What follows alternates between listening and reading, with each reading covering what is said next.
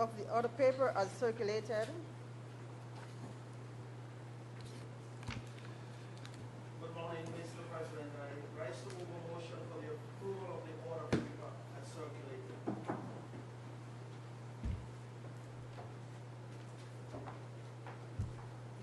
Mr. President, I rise to second the motion.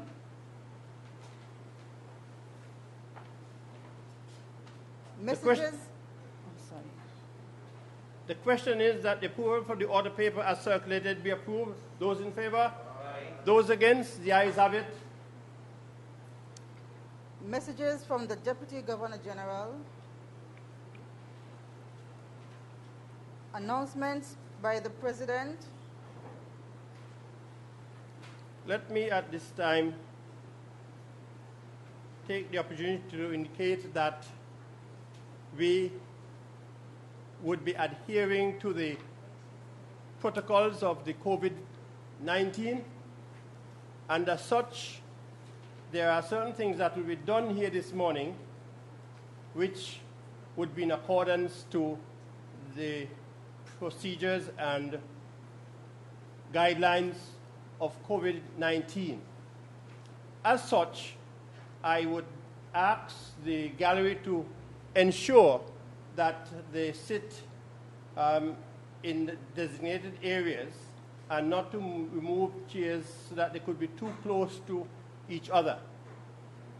I am aware that some might want to chit-chat with somebody else close by, but you have to adhere to the social distancing guidelines, and if you do not comply, we would ask you to be excused from the Parliament, which is not something that we would want to do.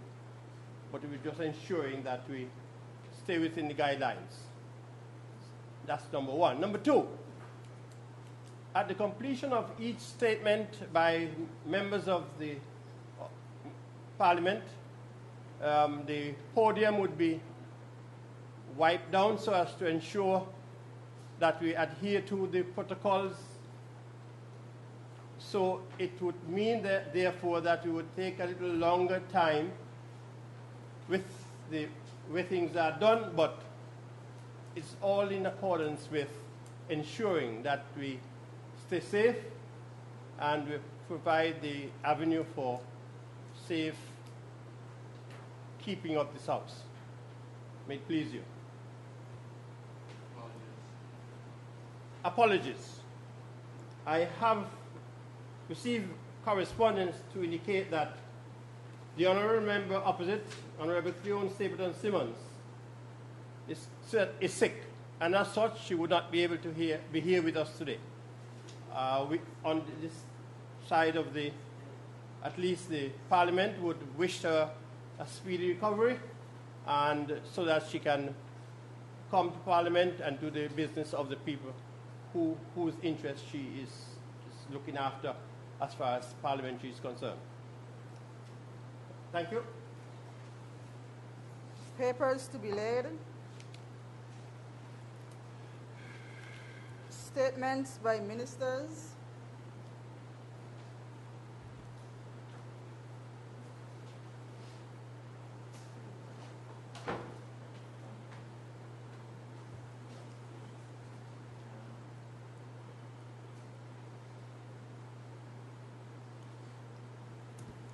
Good morning, everybody. Mr. President, I rise with your leave to make a brief statement as it pertains to the Ministry of Education, Library Services, and IT.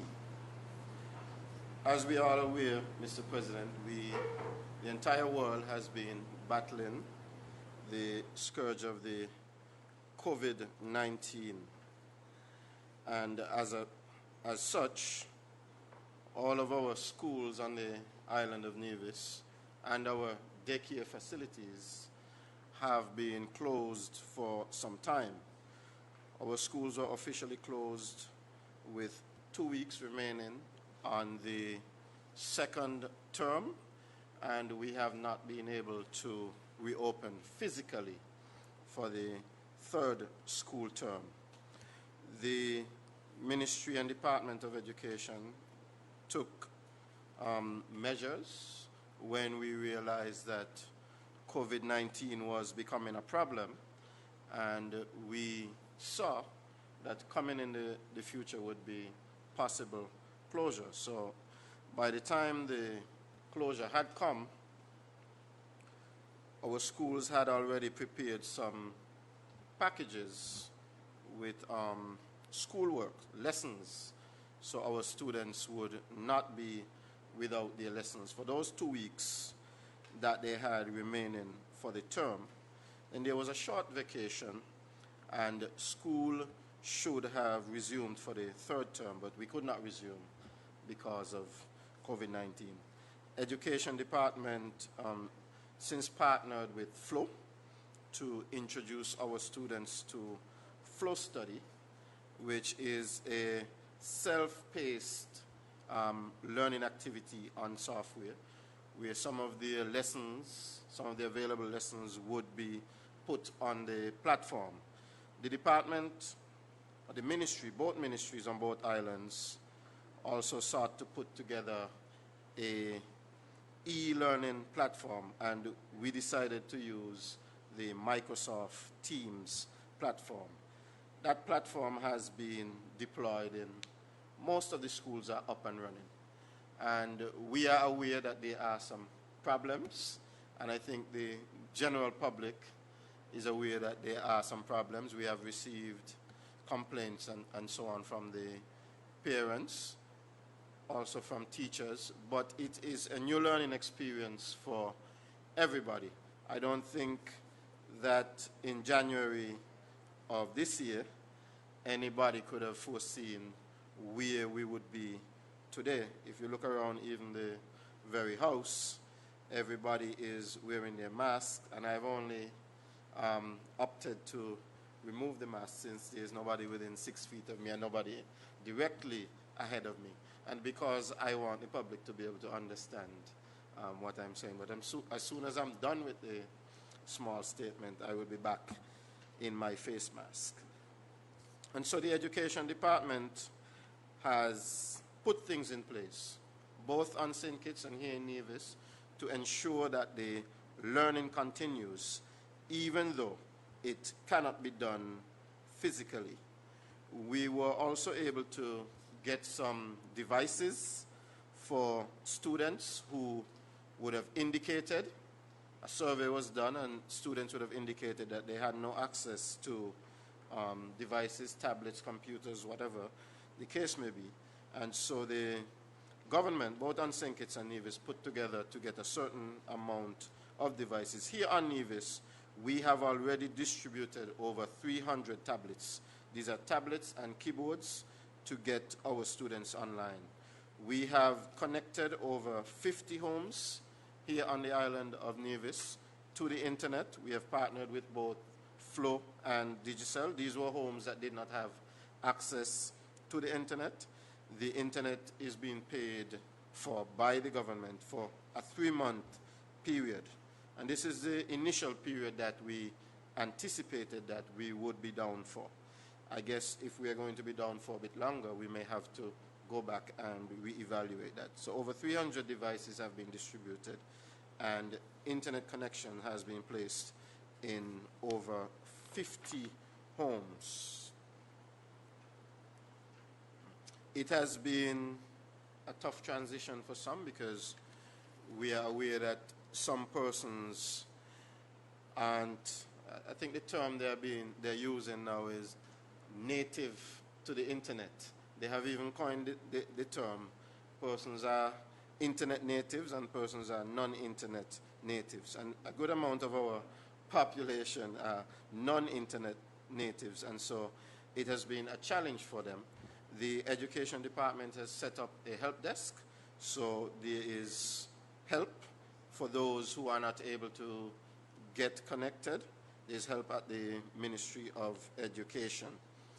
In terms of the reopening of, let me deal with the exams first. In terms of our overseas exams, the CSEC exams, they are now scheduled from July 13th, that's this month, until August 4th. The Cape exams also from July 13th, and they will run to the 31st of July. And for the CC SLC exams, those exams will be administered from August 5th to August 7th.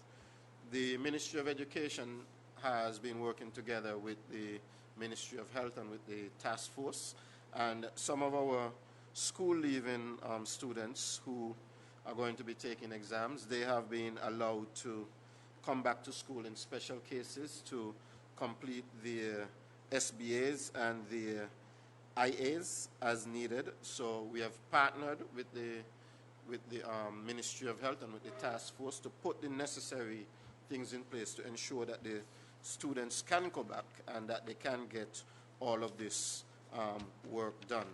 In terms of the opening or the reopening of school for physically, that is, for the next school year, we are looking at September, hopefully, but both ministries here on Nevis and in St. Kitts, we are working together. So we have already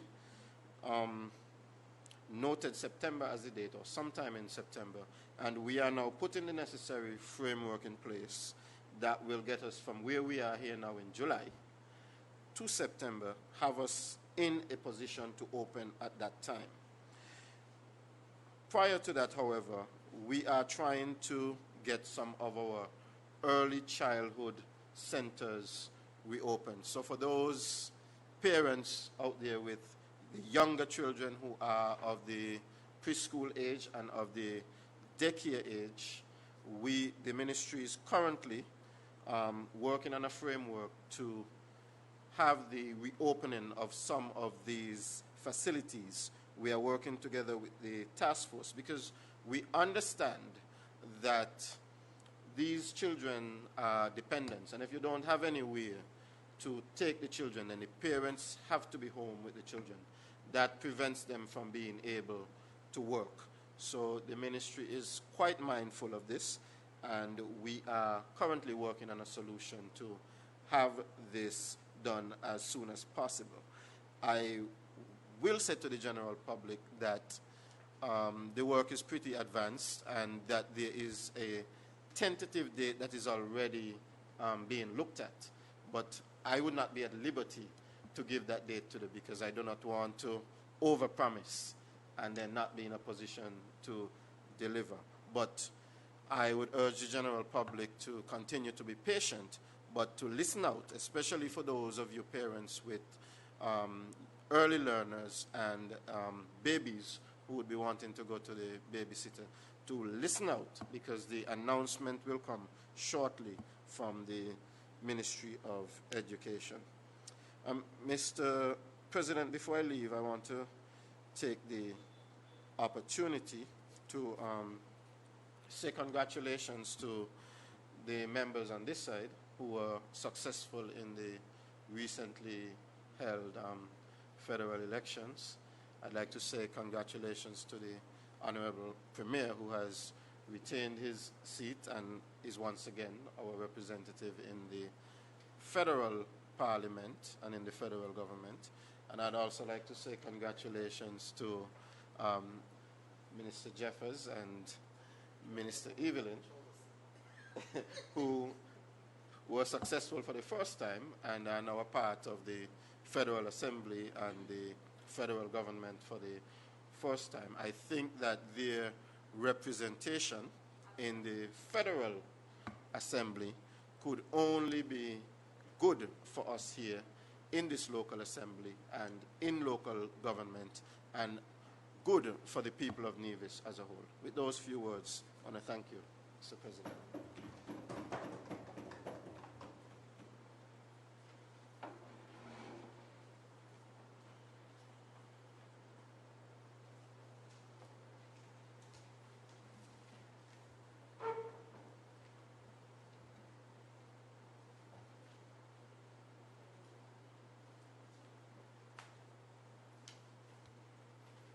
Mr. President, good morning, and good morning to members of this Honorable House, those who are viewing and those who are listening to us at this time. Mr. President, I rise to make what I hope would be a brief statement on a number of ministries that I've been charged with responsibility for. One of those, Mr. President, happens to be the Department of Labor on the island of Nevis. And I believe, Mr. President, that the people of Nevis and St. Kitts and the world at large would recognize that we are indeed going through a global pandemic. And I believe that we all would recognize there is tremendous stress in our various economies. And here on the island of Nevis, Mr. President, is no different. The Social Security Relief Fund, Mr. President, would have shown that the government of St. Kitts and Nevis continue to ensure that in times of crisis that they respond to the people's need. And I want to, Mr. President, present in this honorable House a few statistics as it regards to the COVID relief for this particular fund. Under the period March to June, Mr. President, we have seen some 1,610 persons making application. And those persons, Mr. President, were persons who are registered with Social Security. And I want to make a distinction, Mr. President, because there are self-employed persons and there are persons who are otherwise registered with Social Security. And these, Mr. President, were persons who were registered with Social Security. 1,610 persons who would have applied, Mr. President. And when you look a little closer, Mr. President, you would see in the service sector, there were 350 persons. In the hotel and guest house sector, we saw 335 persons. In the construction sector, Mr. President, we saw 280 persons. In the commercial sector, we saw 250 persons. In the restaurant, we saw 226 persons. It therefore gives a clear indication, Mr. President, that our tourism and hospitality sectors and the construction sector were the hardest hit. And, Mr. President, the numbers bore that out. For those self-employed persons, Mr. President, we would have seen some 286 persons making application. And once again, those who are self-employed, these are persons who have their own business and are registered with Social Security as self-employed individuals. In the service sector, Mr. President, we saw some 132 persons. In agriculture, we saw 19 persons. In the commercial sector, we saw 29 persons. And in the construction sector, Mr. President, we saw 30 persons. Hence, once again, Mr. President, our service sectors were hardest hit. Mr. President, I want to use this platform to say to our people who are working for themselves that it is absolutely critical to get themselves registered as a self-employed persons with Social Security. It therefore means, Mr. President, that if they are registered with Social Security as a self-employed individual, that they can benefit in times of crisis. And I want to encourage them to do so. Mr. President, I want to switch to water very quickly. And that was another area, Mr. President, where we see some additional stress on the system. Mr. President, under the period January to May,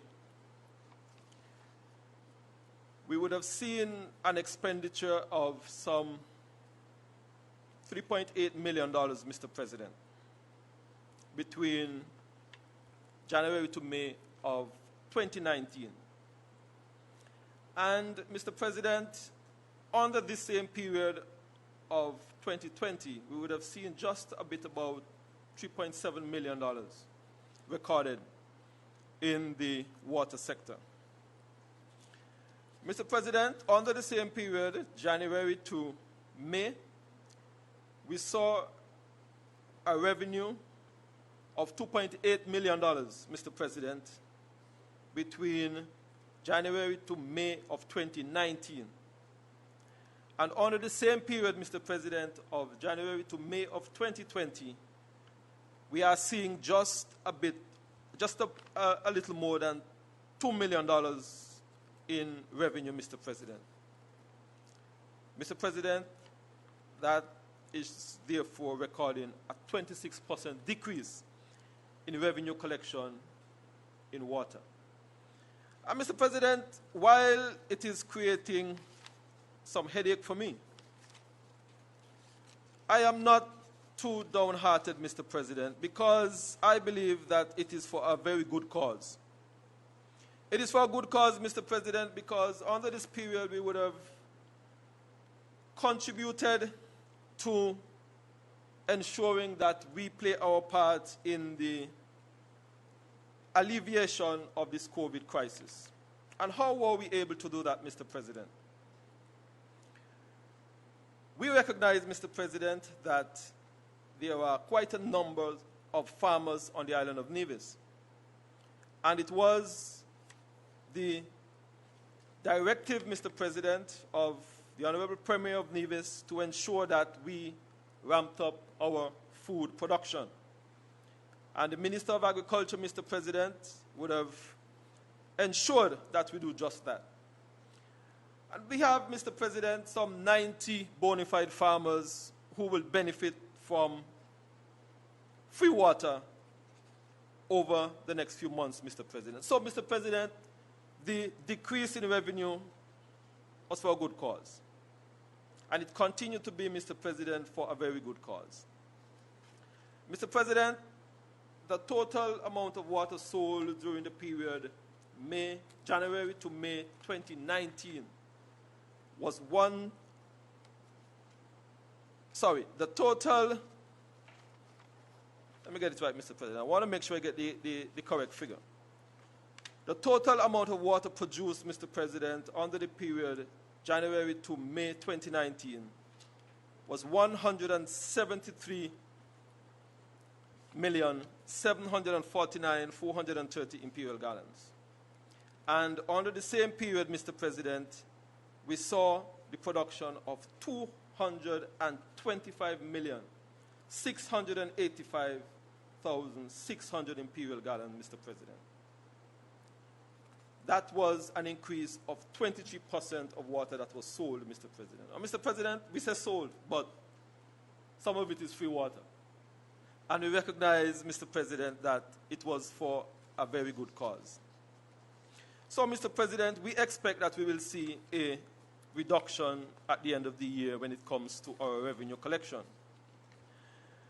And while, Mr. President, we are battling with ensuring that we keep the pipe on, we are at a stage right now where we are somewhat stuck at the Hamilton Water Filtration Project because, Mr. President, our borders are presently closed. The general public would recall, Mr. President, that we are embarking on a filtration system project there at the Hamilton area, where we hope to put into the system a new and additional source of water of some 230 imperial gallons, Mr. President. But we are on pause because the borders are closed and the persons who are to travel to Nevis to complete that project are not at this time able to travel to Nevis. So I want to appeal to the general public to bear with us, that once the borders are open, then we will have these persons on island to complete that project. Mr. President, I want to turn very quickly to the planning department. And I want to say to the general public that while the construction sector were one of the areas that we saw were severely affected, we are very much encouraged, Mr. President, that under the period January to June of last year, we saw some 88 plans that were approved, Mr. President. And under the same period, January to June 2020, we are seeing some 70 applications that have been approved. The short is a fall off, Mr. President, but we are very much encouraged because when you think that the island was closed for approximately 3 months, then we see that the construction sector, Mr. President, is showing signs of rebounding, Mr. President, once this COVID is reduced to some extent that construction site can really ramp up to a higher level. Mr. President, I swing very quickly to our post office. And this is another department, Mr. President, that were also severely affected. And I want to place on record my sincere thanks and congratulations to the staff there at the post office. They have weathered this period under some very trying and testing times, Mr. President. Some of the workers had to work from home, had to reduce working hours, but I believe that they continue to serve the general public with a sense of purpose despite the challenges that they are facing. Mr. President, because our borders are closed once again, we continue to see a significant reduction in the packages that arrive on the island of Nevis. To date, Mr. President, we have seen a decrease of some 745 packages to Nevis when we take the same period of last year. As a matter of fact, Mr. President, the United States of America is the only territory that is actually sending and accepting packages from these parts, Mr. President. And we continue to weather that storm, Mr. President, as it regards to the operations at the post office. Mr. President, I want to say to our general public and those persons who have private letterboxes, we have taken a decision, Mr. President, to waive the late fees for our private letterboxes under the period April to December 2020. Because we recognize, Mr. President, even though those persons have those mailboxes, not much is going into them other than bills. And we are trying, Mr. President, to ensure that we don't necessarily overburden the system. Mr. President, I would turn very quickly to our Public Works Department, and they are presently engaged with two major projects, the Craddock Road project and the Brown Hill Rehabilitation project. And Mr. President, our schedule at this time to have both of those projects completed by the end of July. And we expect, Mr. President, that we will be able to meet those stipulated target schedule timeline, Mr. President. I want to use this opportunity to say to the people of both Brown Hill and Craddock Road, I want to thank them, Mr. President, for bearing with us. I know that the traffic flow in those areas have been disrupted and there have been some inconvenience, dust and noise.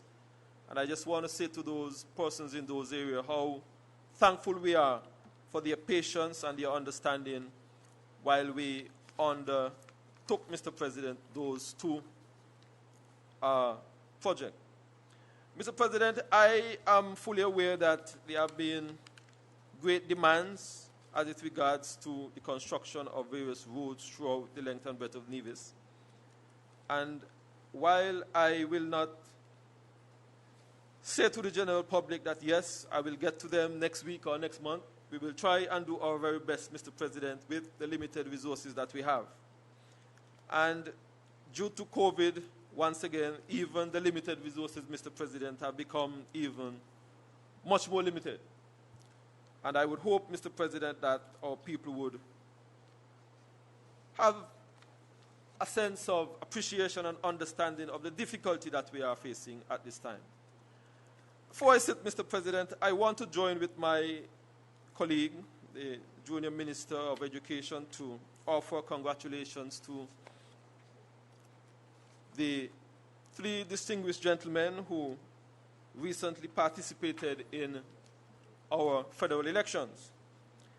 And I especially, Mr. President, want to congratulate the member for Nevis number 4 for being able to be victorious after a number of tries in that particular constituency of Nevis, or Federal 11. I want to congratulate him because it says, Mr. President, as one of my primary school teachers once said, the late Sandy Boncamper, it never beats a trial but a failure. And I want to congratulate him especially. I also want to congratulate my good friend in Gingerland, and let me not say that, Mr. President. But I want to congratulate him, and I hope that he would not have to endure some of the challenges that I would have faced at a different time. I also want to congratulate, Mr. President, our Premier and the member for Nevis, our Federal 9, for retaining his seat and also retaining his portfolio. Mr. President, with those few words, may it please you.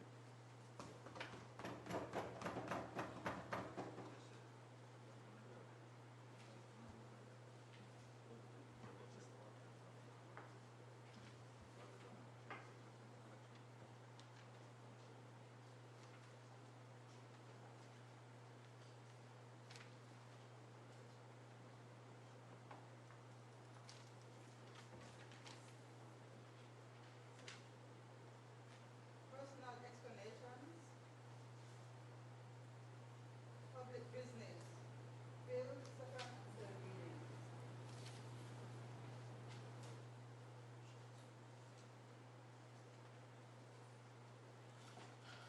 Mr. President, I rise, with your leave, to move that the bill shortly entitled Nevis Animal Trespass and Pound Amendment Bill 2020 be read a second time, and that we, the members of this honorable House, be allowed to debate this bill.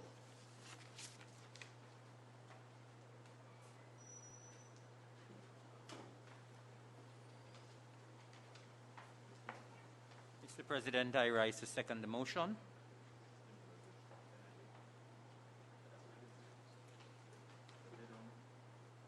Question is that the bill shortly entitled the Nevis Animals Trespass and Pounds Amendment Ordinance 2020 be read a second time. Those in favor? Those against? The ayes have it.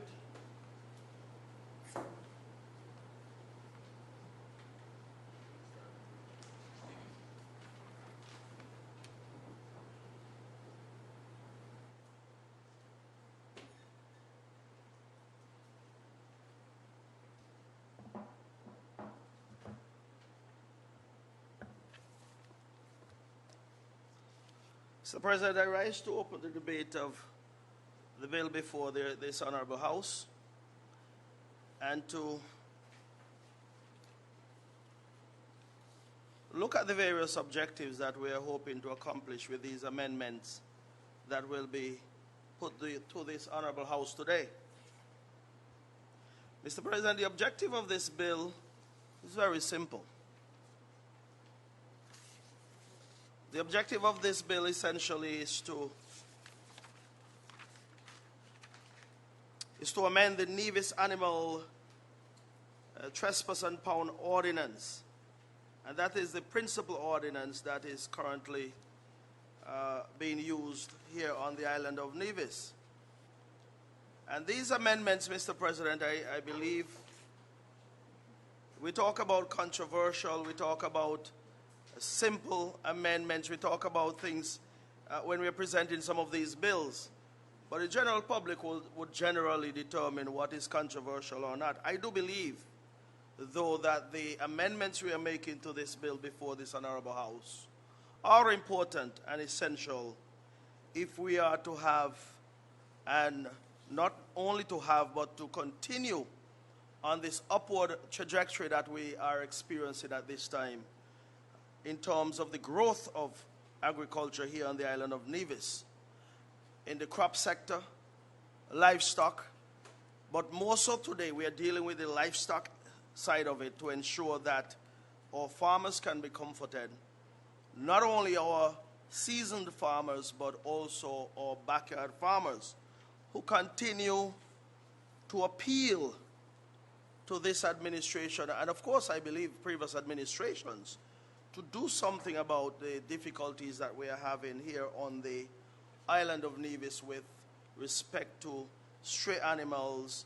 And these stray animals, of course, have been reaping havoc here on the island of Nevis.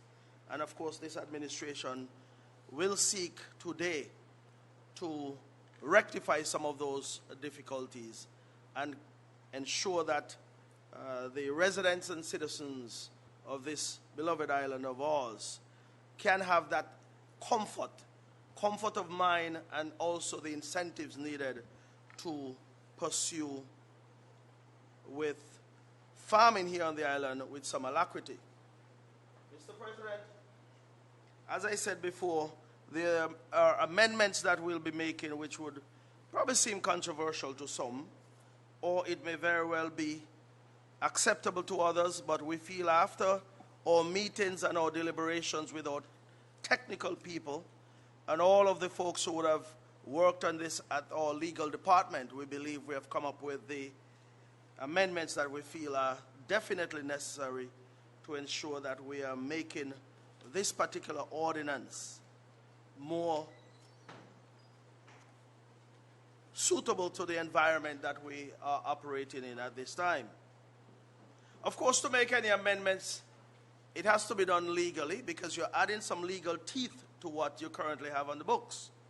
And I'll go through some of those amendments, Mr. President, with the hope that at the end of it all, and when the debate is done, we will have an ordinance that would have been cleaned up, and an ordinance that would have been given the necessary teeth, as I said before, to do what it is intended to do.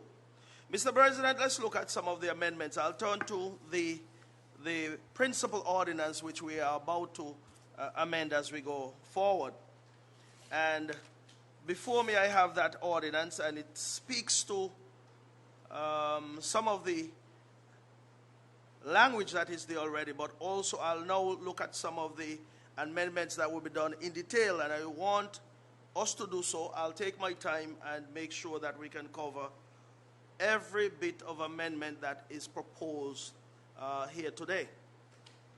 Now, if I were to start, Mr. President, with the first amendment that is made to the principal ordinance, Section 2, subsection 1. In subsection 1, we are looking at the word animal and what it means and what it covers and the type of animals that it would cover. Currently in the existing ordinance, we see animal to mean horse, mule, donkey, pig, goat, or sheep. And those are the animals that it covers up to that point. But what we are proposing, which is not captured in the principal ordinance, is to add animals such as dog and monkey. So it would read, animals to mean any horse, mule, donkey, pig, goat, sheep, dog, and monkey. And shall, and I'll continue, and shall include any animal of the bovine species, irrespective of age and sex, and by whatever local or technical name it may be known. So it covers all animals as far as I'm concerned. Previously, you did not have dog or monkey as a part of the ordinance, but now it captures those two particular animals that indeed we have had tremendous amount of difficulties with here on the island of Nevis. As we go along, Mr. President, you'll understand why we are doing what we are doing, because we want, when we send persons out who are authorized to do so, that they have the full coverage of the law, so that any challenges that may be brought, those challenges would be met with the legal backing that should be in place. Now, continuing with this very section, Mr. President, section 2, subsection 1, we move further in terms of additional amendments to this particular section and subsection. It speaks of authorized persons. What is contemplated in the amendment is that authorized persons would mean any person appointed by the minister to shoot stray or diseased animals, and this also includes a police officer and an animal warden. We'll speak more about animal wardens as we go along. But that is what subsection 1 of section 2 captures. It also speaks of feathered stock. And feathered stock in this case means any fowl, turkey, peacock, guinea bird, duck, or goose. Now, one may ask if all these feathered stocks exist at Nevis. Perhaps they do, perhaps they don't. But if indeed at any point in time we have guinea birds or goose or any of those such feathered stock, then at least the amendment will capture those feathered stock as well. The amendment seeks to speak of particular property. And particular property under this ordinance and the amendment being made should mean and will mean an animal or feathered stock owned by a person. So particular property, it covers any of these particular feathered stock or animals that are owned by someone, some persons, anybody. So the amendments being made to subsection 1, I've just covered. I'll move on then, Mr. President, to additional amendments that will be made. Additional amendments will be made to section 3. And section 3 of the ordinance will be amended to include a subsection 4, subsection 5, subsection 6, subsection 7, and subsection 8.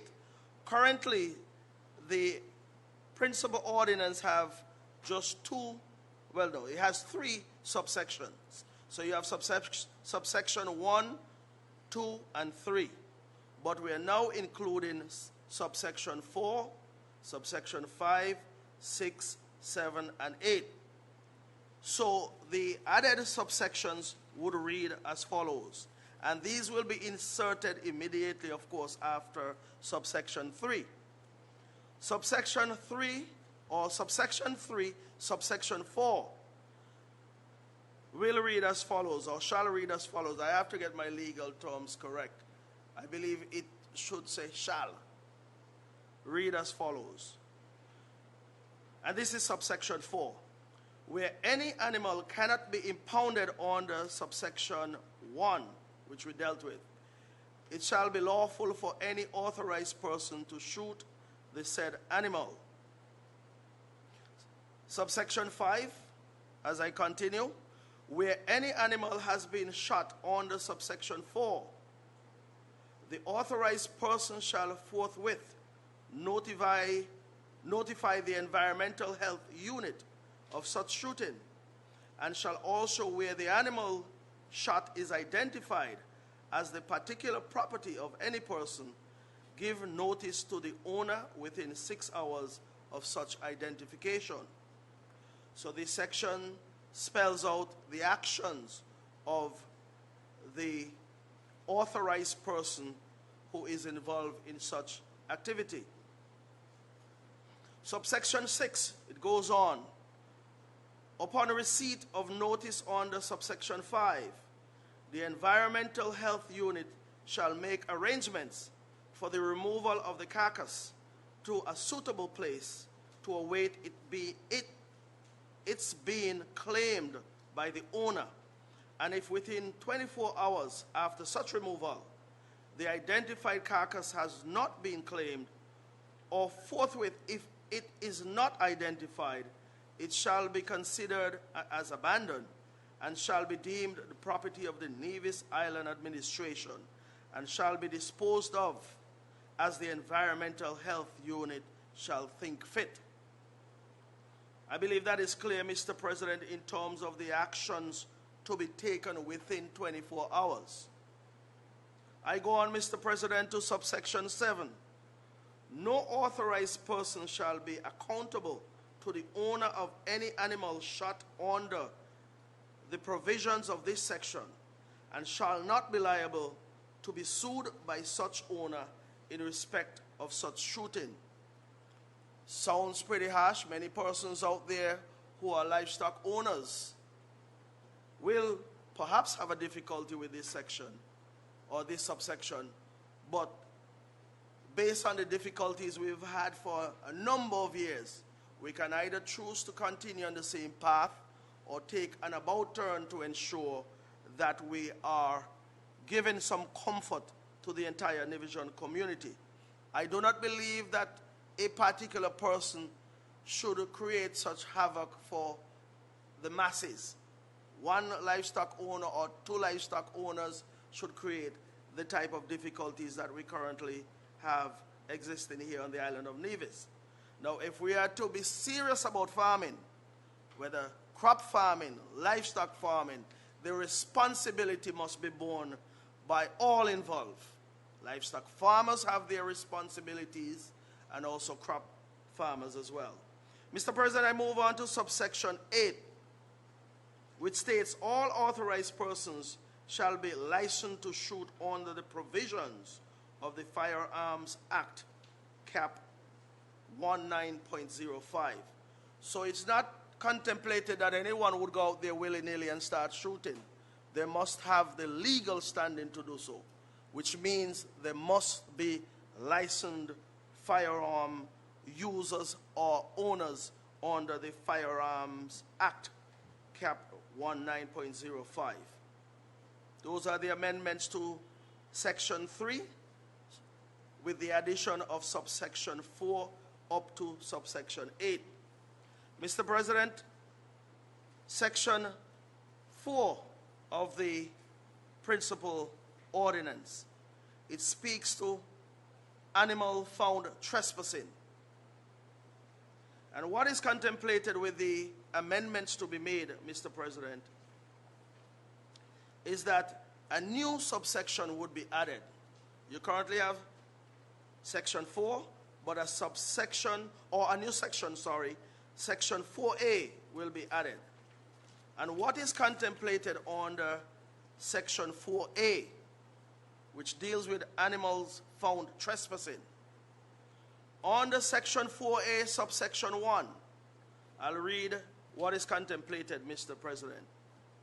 It shall be lawful for any proprietor or any person authorized by any proprietor to shoot any animal or feathered stock found trespassing upon his property and doing actual damage thereon.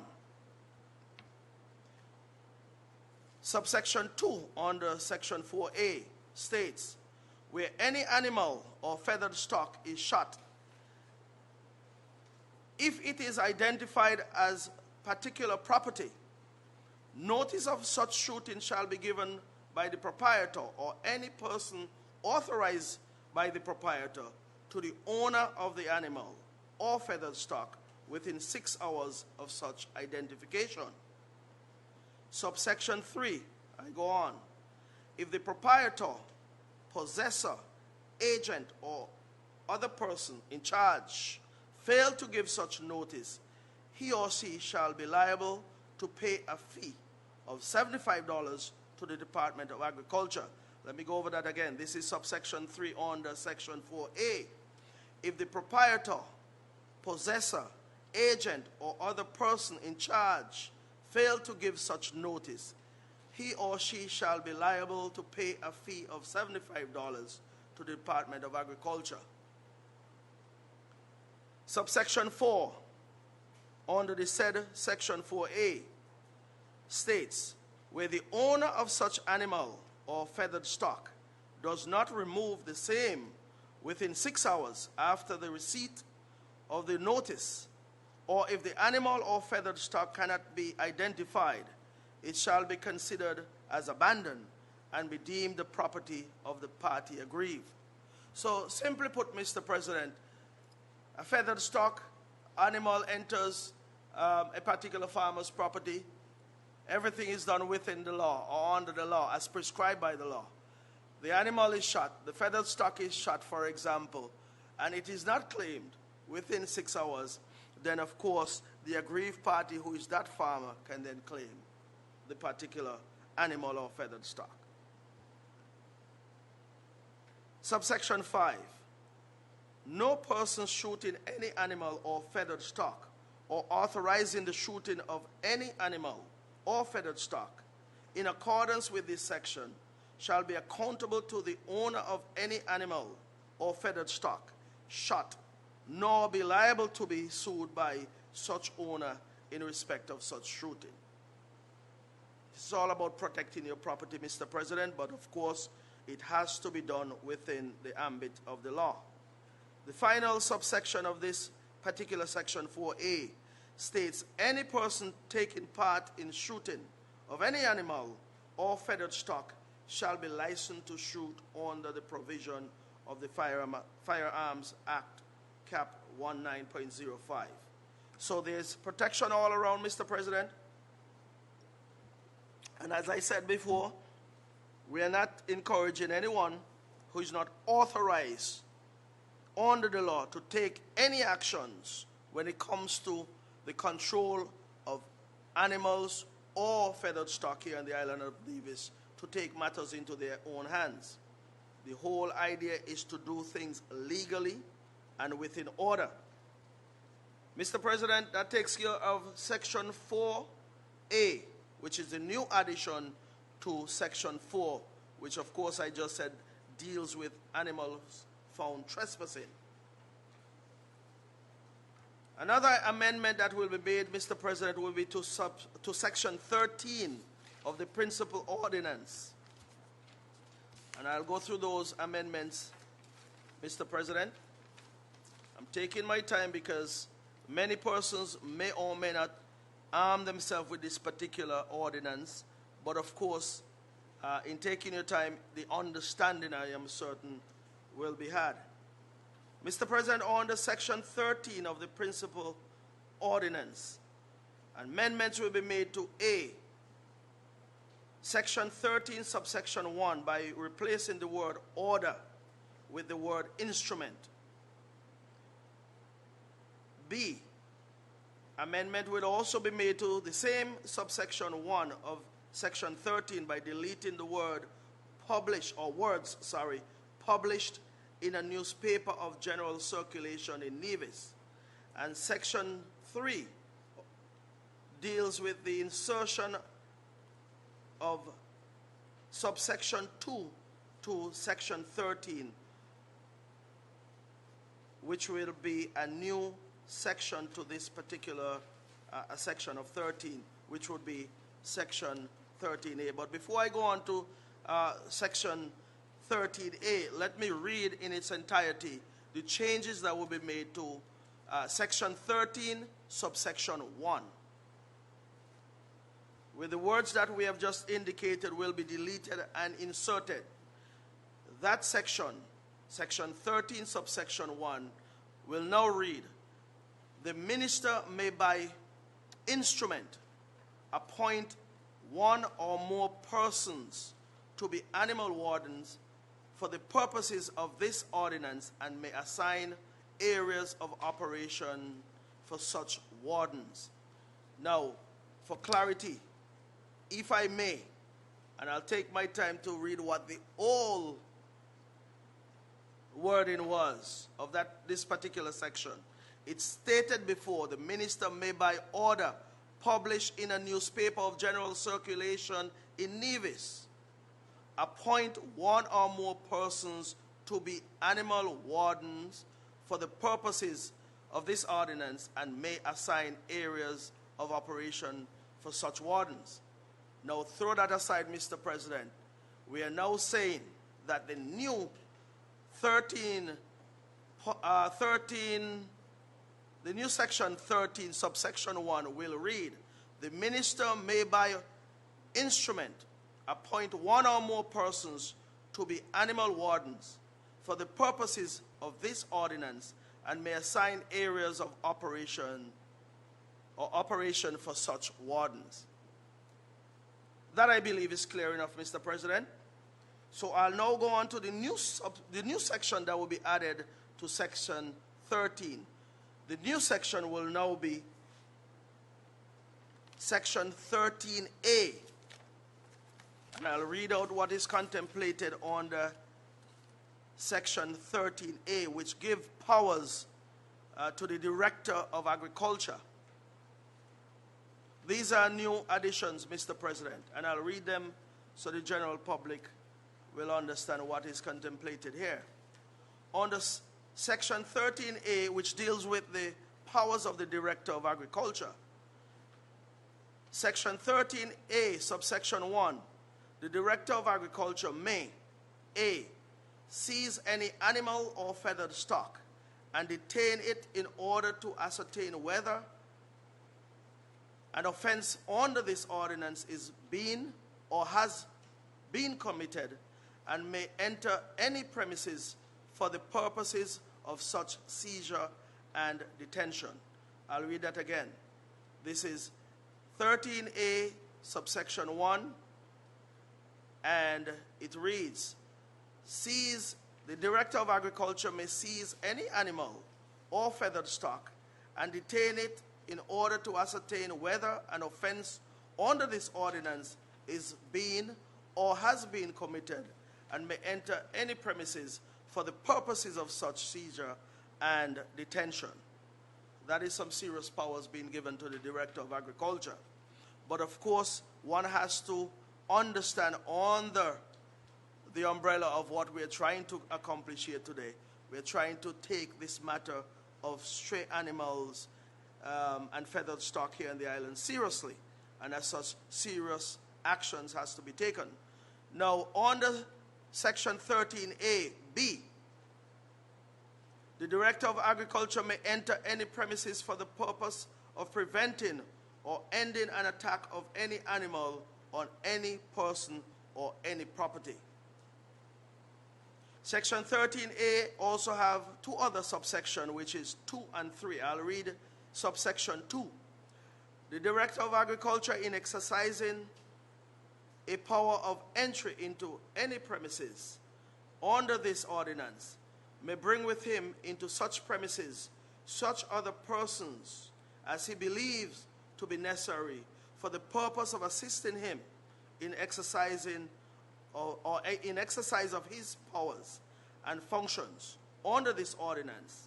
And the Director of Agriculture and any such other person may take with them into the premises such equipment as they consider to be necessary.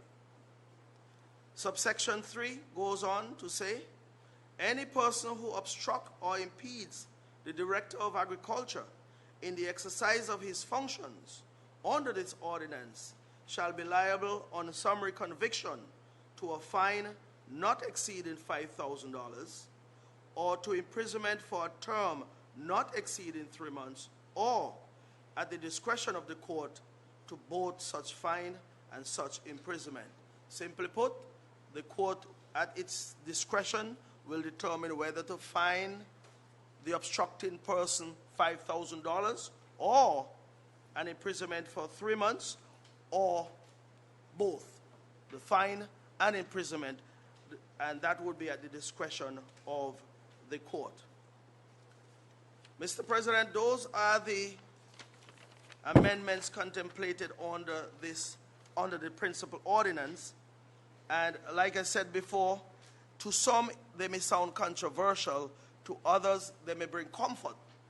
But all in all, what we have sought to do is to come up with what we feel are stringent measures to control the population of stray animals and feathered stock here on the island of Nevis. Now, we have heard in recent times all of the accomplishments that we have had within the last, at least within the last 3 months. But there have been accomplishments in agriculture over the last 7 years that even though we have not had these amendments made before, we have seen an uptick, we have seen an increase, we have seen an upward trajectory in the production of crop products here on the island of Nevis. Of course, livestock has had some significant increases as well. But one must look at this entire ordinance in the context of what our crop farmers have been preaching about and complaining about over the years. I want to say to you, Mr. President, you have heard quite a number of things that we have done over the last 3 months at least, since we have had to deal with this new phenomenon, this pandemic of COVID-19. Over the last 3 months or more, you have heard of all of the inputs that we have had from the Department of Agriculture with the blessing of the Nevis Island Administration, or the Cabinet of the Nevis Island Administration.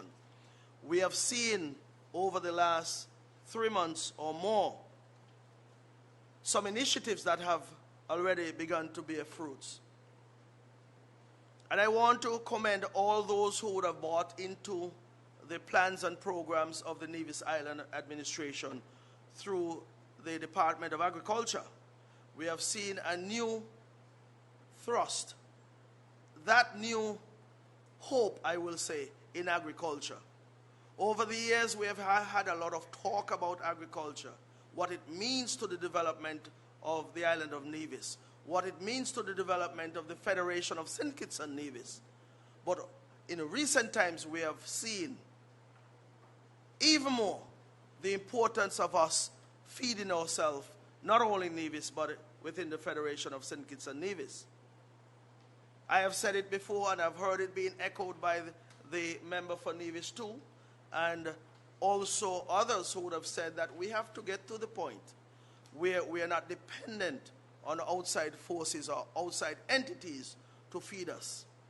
I want to give the assurance to the entire Nevisian public that this administration is highly committed and very well committed to ensuring that food security become front and center of our plans, programs, and policies and vision moving forward. There are 3 things that I always impress upon when it comes to agriculture. 1 is innovation, 2 is resiliency, and 3 is sustainability.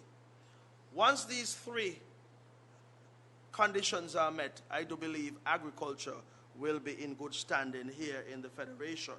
So what have we done, Mr. President?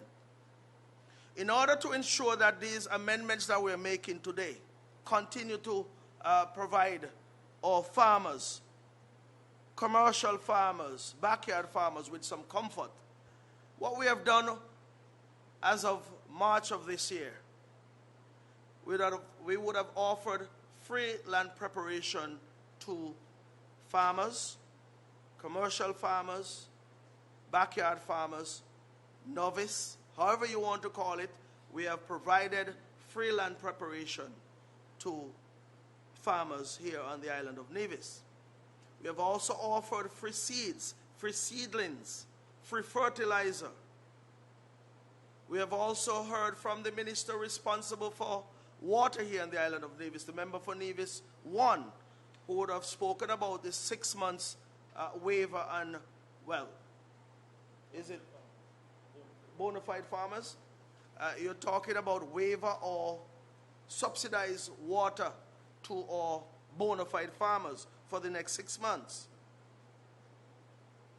We have also offered assistance in fencing as well to not only farmers, but also to not only commercial or large-scale farmers, but also to backyard farmers. Mr. President, earlier this year, we spoke about an initiative of planting 10,000 trees, which include fruit trees as well. We've had a slowdown in that, Mr. President, but we are hoping to pursue that with some alacrity over the next couple of weeks into the next couple of months. We are just about the middle of the year, and we are hoping that between now and the end of the year, we'll be able to meet that target. So at least our farmers and our homeowners can rest assured that we'll be contacting you, we'll be making information available so that you can be a part of this program, so that we can accomplish what we have set out to do at the start of this year. To ensure that we are utilizing and providing some comfort to our farmers, Mr. President, currently at the Prospect location up there where the department is located, we are currently constructing, with the assistance of the Public Works Department, a 6-room refrigerator facility where we are hoping that we'll be taking, this is how it would work, we'll be providing that comfort to our farmers that once you produce, the effort of marketing your products will be taken on by the Department of Agriculture. We will take your products and then we will go out and have those sales made on your behalf. Sometime in the past, Mr. President, you may recall back in the 90s, there was a successful program which we call the Nevis model, which existed whereby a number of farmers were solicited to be a part of this program, whereby they would do the production and the marketing division or the marketing arm of the Department of Agriculture will then conduct the sales to an entity such as Four Seasons or other hotels here on the island of Nevis.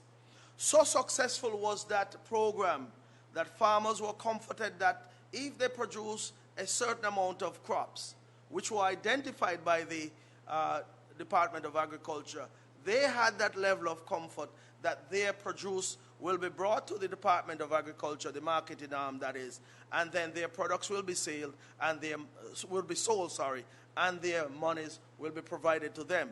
So their job was to produce. The Department of Agriculture, through the marketing arm, its job was to sell, market those products, get those products to the market.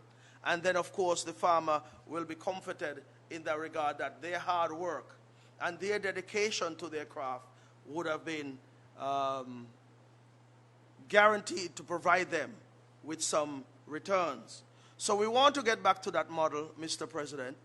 Right now, of course, most of the entities that would need some of these products are closed, meaning the hotels are closed. But we have to start the preparation now so that when we come out of this particular pandemic situation, we are in a position to produce and produce with some alacrity and produce at a level that will ensure that a living can be made out of farming here on the island of Nevis. And that is why the amendments that I just tabled here this morning are important to ensure that moving forward, the necessary framework is there to ensure that our farmers are comforted by the fact that they can go about their business with very little difficulties and problems to encounter. Now, Mr. President, I believe in the public domain you would have heard quite a number of increases that were achieved over the last quarter. I believe the member for Nevis 2 would have done an excellent job of bringing this to the general public. And he always said that I operate like a modest person who don't like to speak about the progresses that we've made in agriculture or the various departments that I am responsible for. But I'll say this to you, Mr. President, sometimes it's good when someone else blow a trumpet for you. You tell them, go out and blow the trumpet.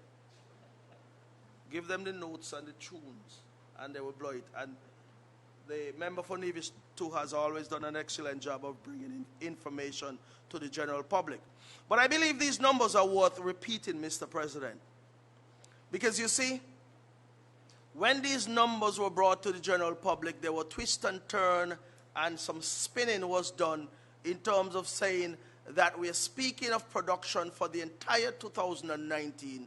And, of course, if you were to do that, someone will say nothing is happening in agriculture. That's what they'll say. But I want to be clear that these numbers that I will give you in the general public at this point in time, these are numbers that were generated from April of this year to June of this year. And they are being compared to the same period last year, April of 2019 to June of 2019. So that particular window, Mr. President, anything outside of that, it is up for debate by some who would want to make mischief. But I want to be clear that these numbers are for the same period, 2019, same period, 2020, April to June. Now, Mr. President, in 2019, based on the records that we've had, and based on the inputs that this administration have made in terms of around this period when we are still encountering our difficulties with COVID-19 and the incentives that were given, we have seen a remarkable improvement in many areas. I want to say to you, Mr. President, in 2019, tomatoes, we would have seen between April to June of 2019 a total of 17,950 pounds of tomatoes were produced. Same period this year, we have seen an increase to 19,000 pounds of tomatoes. That's an increase of 5.9%. Seems like a modest increase, but of course, it is an increase worth speaking of because based on what we have inputted, thus we can speak of that increase. In 2019, same period, April to June, we saw an amount of 6,200 pounds of peppers being produced. Same period this year, April to June 2020, peppers, 8,400 pounds of peppers. That is a remarkable increase of 35.48%. Same period last year, April to June, compared to this year, April to June. I'm repeating those, because I don't want to be misunderstood. Melons. Last year, 9,500 pounds of melons were produced. Over the same period, April to June this year, 26,200 pounds of melons were produced. That is a remarkable improvement of 175.79%. That is a huge jump, Mr. President, and it can all be rooted in the fact that when we saw on the horizon what was coming our way, we went to work and came up with plans and programs to ensure that we can buffer the storm that was brewing on the horizon and coming towards us. In squash, Mr. President, same time last year, April to June, 4,500 pounds of squash. This year, we saw an increase. Same period, April to June, 7,940 pounds of squash were produced. That is a remarkable improvement of 76.44%. Here is something that we must be proud of, Mr. President. In 2019, April to June, we had production of 640 pounds of sweet potatoes. And before I give this year's increase, Mr. President, when I look at that number, there were some actions taken at the Department of Agriculture. As a matter of fact, I don't want to say but I'm going to say it still. I said to the Permanent Secretary and the Director of Agriculture, there was an occasion about a year ago, or 2 years ago, where the Easter weekend came, and there was a scarcity of sweet potatoes on the island. You know what happened around Easter weekend? You're talking about the production or the making of kanki, potato pudding, just the regular consumption, dry food. They say you eat mackerel and dry food around the Easter weekend, yeah? Talking like a farmer now. I'll cook. You eat dry food. So sweet potato is a part of your plate. So here's what happened. Because of the emphasis we would have placed on the production of sweet potatoes, we had a 618.75% increase in the production of sweet potatoes over the period April to June 2020. 618.75%. Now in 2019, like I said, there was 640 pounds of sweet potatoes produced. In 2020, we had 4,600 pounds produced. Now, Mr. President, you go down to Indian Castle, we had some production done there. You go to New River, production is being done there. Even over at Potworks, where we haven't planted any sweet potatoes in recent years, we are now on the production there. I believe is about 5 or 6 acres of sweet potatoes are planted there. Now, the reason for that, Mr. President, sweet potatoes, I believe, are such a versatile crop that you can have them with almost anything. And we're going to get to the point where we are producing so much that we're going to get into potato fries and other processed things that we can do with sweet potatoes. But that is as we go along and we ramp up the production more. But I go back to Indian Castle because when we came into government in 2013, we had acreage of cotton planted down there. And Mr. President, I don't know who can eat cotton. I can't eat cotton for sure. My effort and emphasis was to feed people here on the island of Nevis. And feeding people meant planting food that can eat. And that is why we took an about turn down there at Indian Castle. I understand that cotton back then was fetching $11 a pound US. But in order to fetch $11 a pound, you first have to plant the cotton. You then have to take care of them. You then have to reap them. Then you have to clean them, bag them, ship them. We are not finding anyone here on the island who wanted to go back to that type of menial work. So we decided we are taking an about turn, and I want to commend the permanent secretary at that time who is here on this side now. There's a reason why he is here, because he bought into the vision that we had as well. Because of that vision that has brought him here, the member for Nevis 3. He is now a minister. So he was the PS then, and he saw exactly what and understood exactly what we were contemplating at that point in time.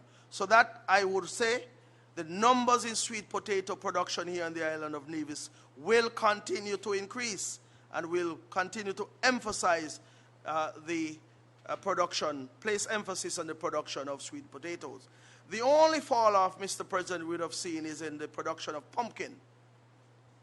In 2019, we had 45,900 pounds of pumpkin produced here within that particular period of time, June to April of 2019. During the same period this year, we had a fall off to 21,200 pounds. Now, Mr. President, I do not look at this as a negative at all. Here's why. We have seen an increase in the production of squash. And persons have now developed that appetite and that taste for squash. And, of course, it is somewhat sweeter than pumpkin. But, of course, there are other things we can do with pumpkin which we are going to continue to pursue as well. You know, we make bread made out of composite flour up there at the agro-processing unit. And we would have been using pumpkin as that base in some of the bread that we make as well. So we'll continue to produce pumpkin. So we'll look at this further. And, of course, there's always markets available close to us, whether in St. Eustatius, St. Martin, Anguilla, and beyond. We'll have to look at those areas to see if we can ramp up production of pumpkin once again to get to that level where we can export some of these products, including pumpkin. Lettuce saw an increase as well of 10.2%. But here is something that must be mentioned, Mr. President, as I go in a wrap-up phase. In 2019, between April to June of 2019, we saw that we had land preparation being done, and only 8.07 acres were prepared during that period of time. However, between April to June of 2020, we saw an increase of preparation, land preparation, plowing, clearing, cleaning, the likes, of 27 acres. That's an increase of 234.57%. Now, Mr. President, you must see a correlation between what we were doing when we sat down and we saw the difficulties that we could possibly face, you must see the correlation between that and the programs we would have introduced so as to counter the difficulties that we saw coming in front of us or before us. And then you see the land preparation that was done. You understand what these numbers mean to the overall picture that we are painting here this morning, and the buy-in that we have had from the Nevis community.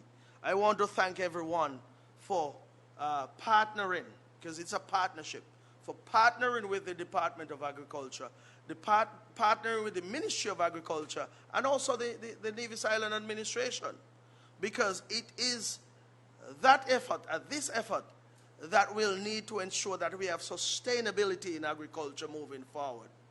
And it is not a difficult task, Mr. President.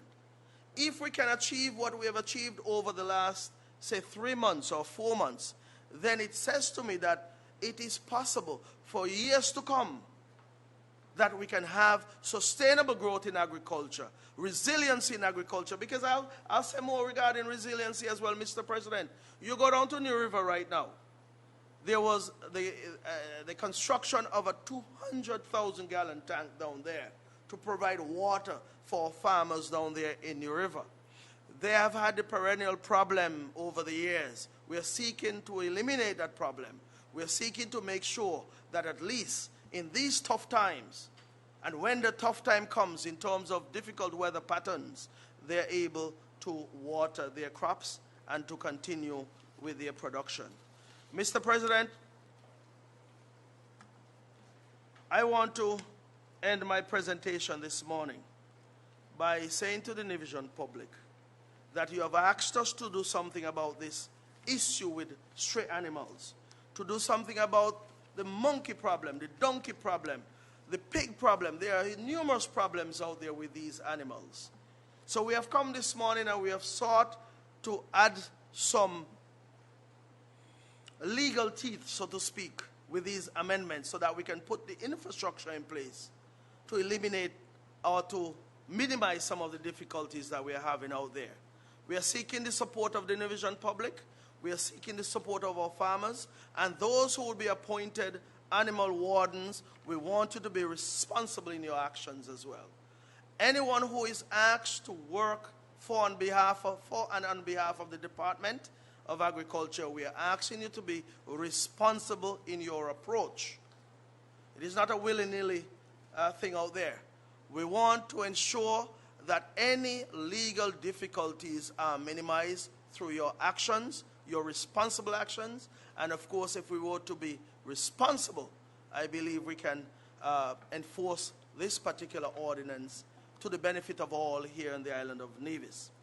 Mr. President, with those, I almost said those few words, I went on long.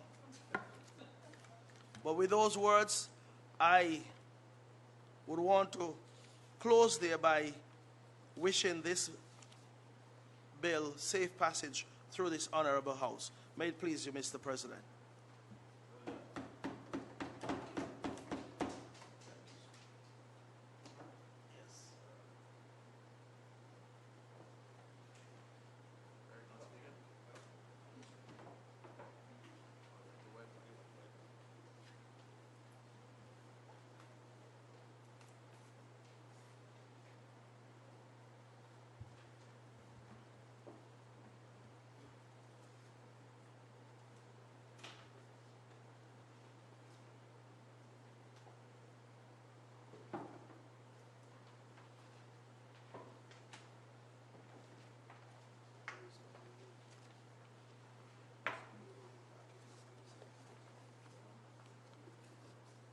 Mr. President, I rise to lend my support to the bill before this honorable house, shortly entitled the Nevis Animal Trespass and Pound Amendment Bill 2020.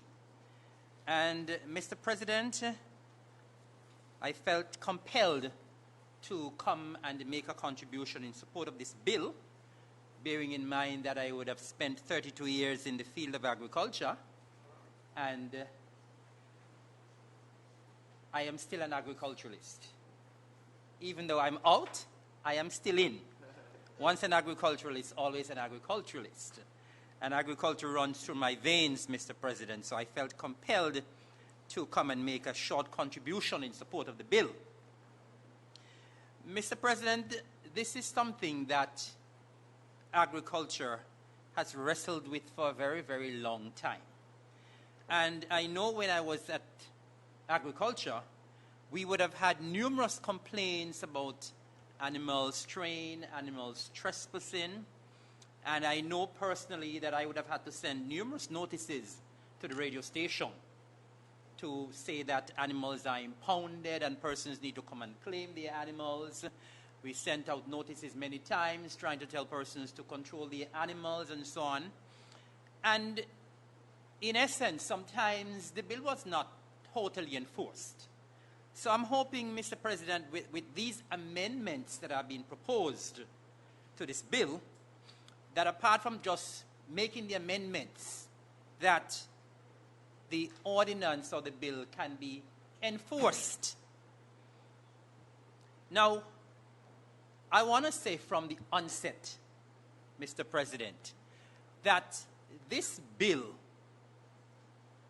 and we need to be absolutely clear, this bill is in no way declaring war on the livestock owners or the animal owners. Because, of course, we have heard over the past couple of weeks, over the past couple of months, the enthusiasm, the new energy that is being initiated or generated in the field of agriculture. And we have always said that crop and livestock farmers can coexist. They can live together. And that is what we want from this bill. We want to assure our livestock farmers that in no way there is any bias towards the crop farmers. Probably, sometimes with the PR, it may sound like there's a bias. But I'm sure we realize as well that we've tried our utmost to develop the livestock industry alongside the crop farming over the years. And that is what we want. We want both the crop and the livestock sections to be moved and to be moved up. Of course, we know that there's always a demand for local meat. There's a demand for local mutton. You can never have enough local mutton. There's a demand for local beef. You can never have enough local beef. Sometimes there's scarcity in the supermarkets with ground beef. And so there's always that demand for the local products, both crop and livestock. And so we want to assure the livestock farmers, and I hope they're listening, because sometimes the livestock farmers like to say, well, you all are biased to the crop farmers. We don't hear much about livestock. But I'm sure over the years we've also heard of the many livestock products that are produced at the abattoir as well, which shows that we are working along with the livestock farmers as well. So let it not be said that we are here today to sideline the livestock farmers, to sideline the livestock owners. I think this bill will create an opportunity for all, livestock and crop. And, Mr. President, I just want to highlight quickly a couple of the amendments to the bill. I know the mover of the bill would have already spoken about all of the amendments, but I just want to highlight just a few, because we must realize as well that this is not just talking about the domesticated animals, the sheep, the goat, the cattle, and so on. It's also talking about the donkeys. It's also talking about the dog and the monkey. And of course, we realize that in the amendments, we have included the dog and the monkey. The monkeys we know are not owned by anybody, but they are straying, they are trespassing, they are wreaking havoc on our agriculture industry on the island. And to some extent, not to some extent, to a large extent, the dogs have created numerous problems for our livestock owners. And so we have made sure that we insert dog here, so that to ensure that we realize that the dogs are a menace as well. And when we talk about control of the animals, we are also talking about the control of the dog and the monkeys. Quickly as well, Mr. President, I am happy that we have the amendment to ensure that we are working hand in hand with environmental health. Because a lot of the times, animals are out there They probably would have been knocked down, or in this case, they may be shot. But it is important that animals are not only shot, but they are properly disposed of. Because, of course, if they're not properly disposed of, we can have health issues as well. So I'm happy that the amendment came where we are also working in tandem with environmental health to ensure that if animals are shot, they will be properly disposed of. Mr. President, I'm particularly pleased that there's a section here that is being included in the bill, the amended bill, that speaks to when an animal is shot by an authorized person, that the owner of such animal will not be able to take the person who shot the animal to court. Because you know, a lot of the times, animals do damage. They don't have any owner. But the moment you do something, the animal gets an owner.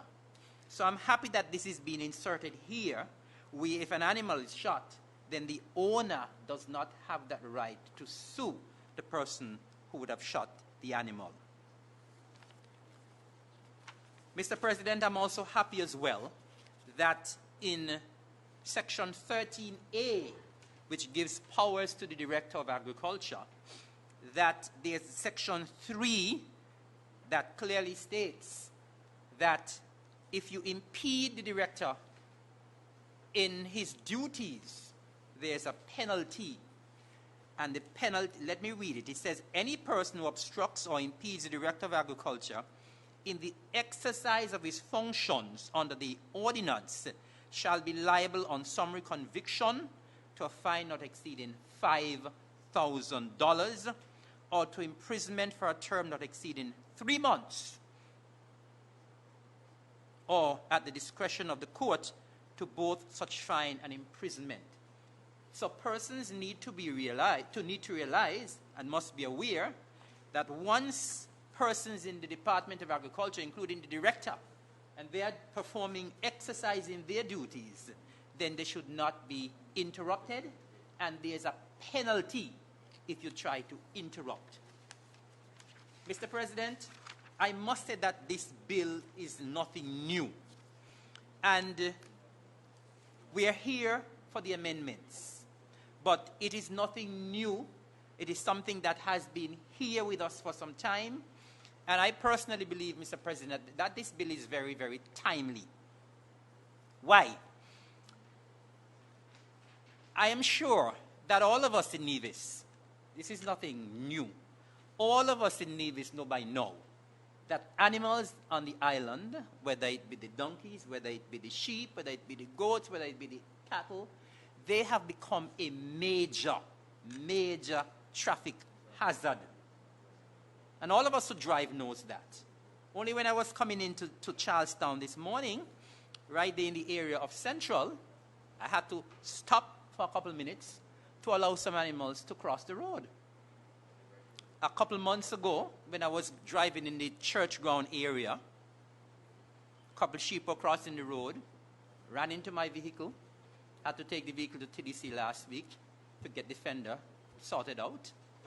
And, you know, Mr. President, these animals seem to be so smart nowadays that some of them are actually using the pedestrian crossing. And this is no joke. I have seen animals actually using the pedestrian crossing up there by Powell's garage and right here, even here by the police station sometimes. You know? And so there has to be some measure of control of the animals. And as I said, it's not that we're in any way trying to tell the livestock farmers that you cannot make a living. We want you to make a living. But we want you to exercise better control of your animals. Right? And so the fact that they're a traffic hazard means that there is need for this bill and there's need for the amendments. I know that a lot of persons have gotten in some serious traffic accidents. They've gotten some serious damage being done to their vehicles. They would have had to spend some serious money because a lot of the time, sometimes once your vehicle is damaged by an animal, the insurance doesn't cover that. And so persons are inconvenienced many times with their vehicle being off the road for many times, for many weeks, and then they either have to probably rent or catch a bus, and that, of course, is added expenditure. Now, Mr. President, we've also heard over the years, many times, I know when I was at agriculture, and I'm sure they continue to hear that as well. Many times the crop farmers tend to say, well, I am not going to get into crop production because there are too many animals roaming. Of course, we know, as I said, the monkeys that is an issue by itself, right? But we know the case with the animals, we know the case with the donkeys, we know the case with the sheep, we know the case with the goats and the cattle and so on. And that has been a deterrent over the years. Thank God it is not now, because everybody is doing their fencing. And so that is not really a big issue now. But we also have to bear in mind as well that we are a tourist destination, Mr. President. And everybody does not have the money to fence.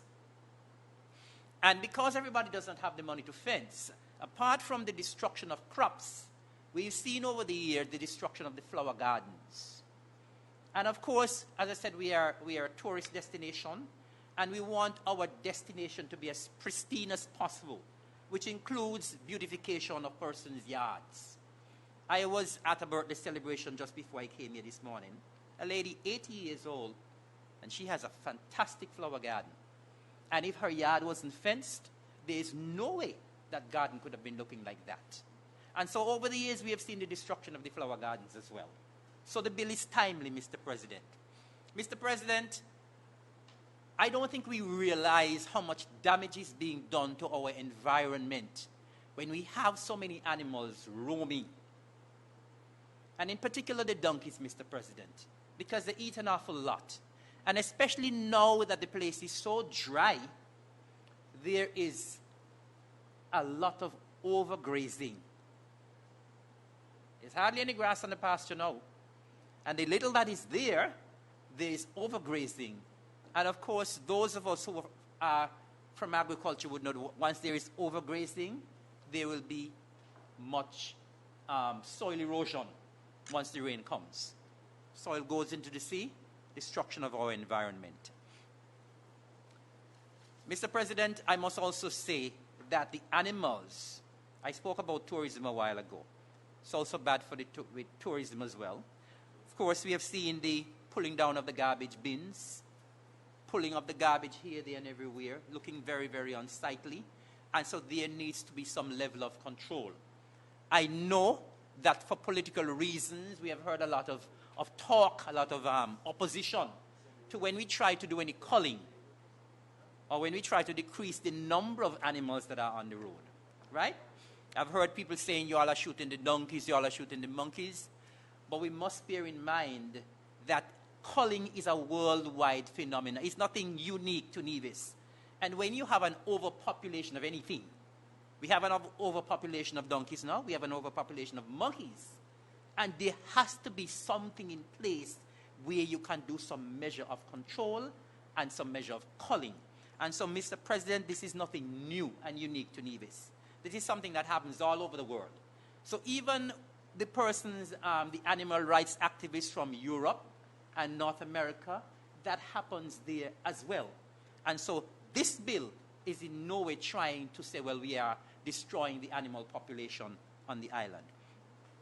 Mr. President, I want to say quickly that this bill is something that will create opportunities for our livestock farmers. And as I said, I want to make it clear once again that the livestock and the crop farmers need to work in tandem, hand in hand. We need the crop, we need the livestock. We need the protein, we need the animal protein as well. And so we want farmers, animal farmers, to be just as enthused as the crop farmers. Now we are going through this COVID pandemic. We want you to increase your stock as well, but we want you to do it in a managed way. And so this bill will also create a great opportunity and avenue for our livestock farmers. Never mind you're hearing the term animals being shot and that sort of stuff. It may sound a little harsh, but sometimes that is the way that is what you have to do to ensure that you have some level of control. Mr. President, We've heard over and over about the increase in technology that is being used in crop production. We've heard about the greenhouse technology and that sort of thing. Well, we want our livestock farmers to step up as well. We want all the farmers on the island to step up. And once you step up, you can increase your production, you can make a lot more money. And so this bill to me gives the livestock farmers that opportunity to step up in a very big way. And of course, it gives them the opportunity to manage their livestock much better. I know that through this pandemic, we've heard about the incentives being given by the Ministry of Agriculture and the Department of Agriculture. I commend them very highly. And one of the incentives that have been given is actually free wire. And this is not only for the crop farmers, you know. The livestock farmers need to cash in on this incentive as well. So if you have some land and you want your land fenced to properly control your animals, check the department and the Ministry of Agriculture.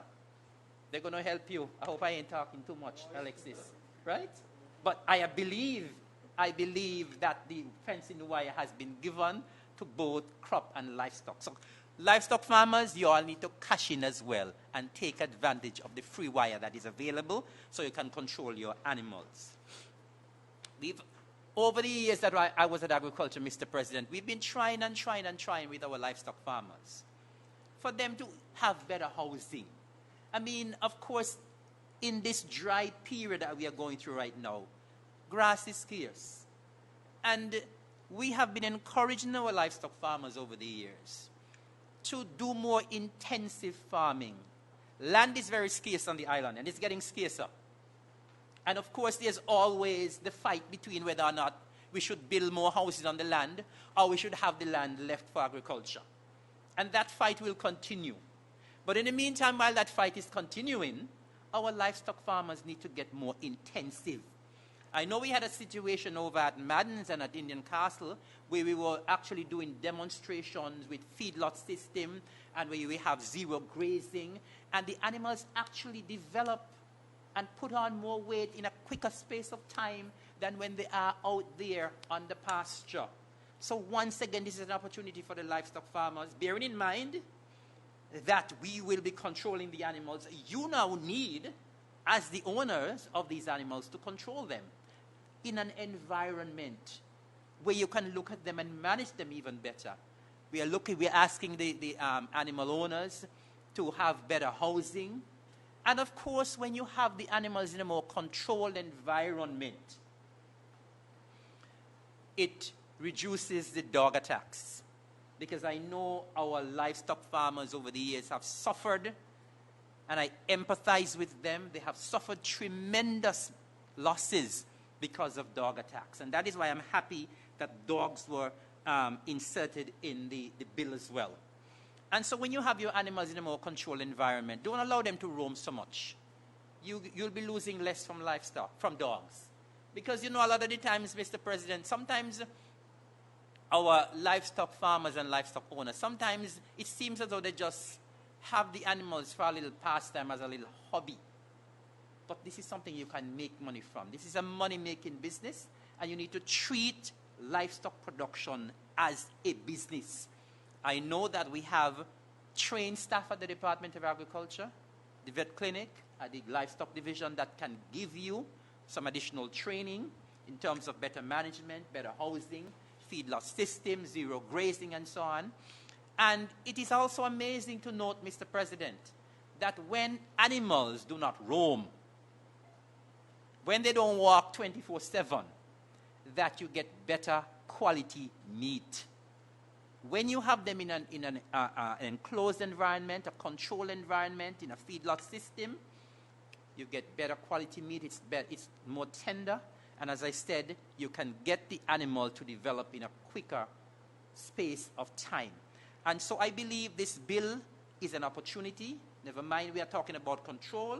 It's a fabulous opportunity for our livestock farmers to step up on their game, to step up on their production, and start treating livestock production as the business that it should be treated as, and start making more money from your animals.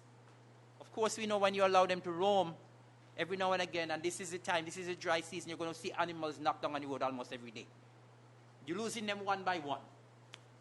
You're losing them one by one by vehicles knocking them down. You're losing them 5 by 5 by the dog attacks. You're losing them 2 by 2 when people go in and steal as well. You know? And so we are asking you to kindly try to exercise more control of your animals. Have it as a business. And it gives you that opportunity to make more money, to contribute to the development of agriculture. And once again, Mr. President, I believe that with this new thrust that we have, this new energy, we want it sustained. And we want it sustained not only in crop production, but also in livestock production. We must keep the momentum. We must keep the momentum, and we want to keep the momentum with both the crop and the livestock farmers. Livestock farmers, once again, we are not biased, but we want you to exercise control and to have excellent management of your livestock business. Mr. President, I believe that I have said most of what I wanted to say, but I just wanted to say as well that I also endorse the fact that we will be, in the future, employing some animal wardens as well, so that at least the bill is all-encompassing. It speaks about impounding as well, the job of the impounder, the person who is the pound keeper, the job, what the director can do, what the minister can do. And I think I want to give credit to the persons who would have done the amendments to the bill. And I want to wish this bill a safe passage through this honorable House. But before I sit, Mr. President, I just want to take this opportunity to say a very hearty thank you to the persons in Nevis 10 who would have voted so overwhelmingly for me in the federal election of Friday, June the 5th. I want to thank you for giving me the opportunity. I want to thank you for investing your confidence in me, in sending me to the federal parliament. And I pledge my committed and quality service to the people of St. Kitts and Nevis in the federal parliament. In the same vein, I would like to congratulate the member for Nevis 9 for once again doing it in resounding fashion, and even more resounding fashion this time around. And also for Nevis 11, who many persons thought it was an impossible task, but it did it like a walkover. Like a walkover. Congratulations. And so, Mr. President, with these few words, once again, I want to wish this bill safe passage to this honorable House. May it please you, Mr. President.